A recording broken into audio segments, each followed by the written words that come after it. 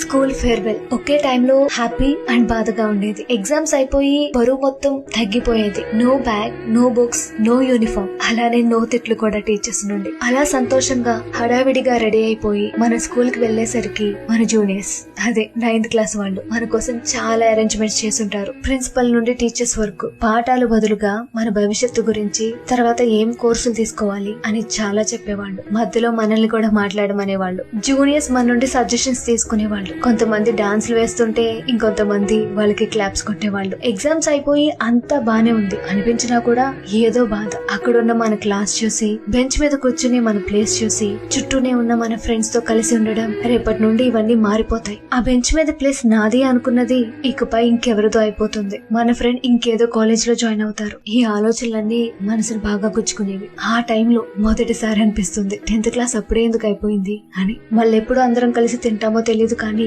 ఆ రోజు టీచర్స్ తో, జూనియర్స్ తో, మన క్లాస్ వాళ్ళతో కలిసి తినేవాళ్ళం. వన్ లాస్ట్ టైం మన స్కూల్ నుంచి వెళ్లిపోయేటప్పుడు మన బెంచ్ మీద కూర్చోవడం, మన ఫ్రెండ్స్ పేర్లు, మన పేర్లు బెంచెస్ మీద, గోడల మీద రాసుకున్నవి చూసుకోవడం, ఇవన్నీ చేసే ఉంటాం కదా ఆ ఫేర్వెల్ రోజు. ఇంకా ఫేర్వెల్ నుండి వెళ్ళిపోయేటప్పుడు ఎంత మంది ఏడ్చుంటారు నిజంగా. రే 10th ఎప్పుడు మొదలైంది, ఎప్పుడు ఎండ్ అయిపోయిందిరా అని మన ఫ్రెండ్స్ తో అనుకునే ఉంటాం కదా. స్కూల్ ఫేర్వెల్ ప్రతి ఒక్కరి లైఫ్ లో ఒక ఇమోషనల్ పార్ట్. ఆ రోజులు, ఆ మెమరీస్ ఈ రోజుకి మర్చిపోలేనివి. ఏమంటారు?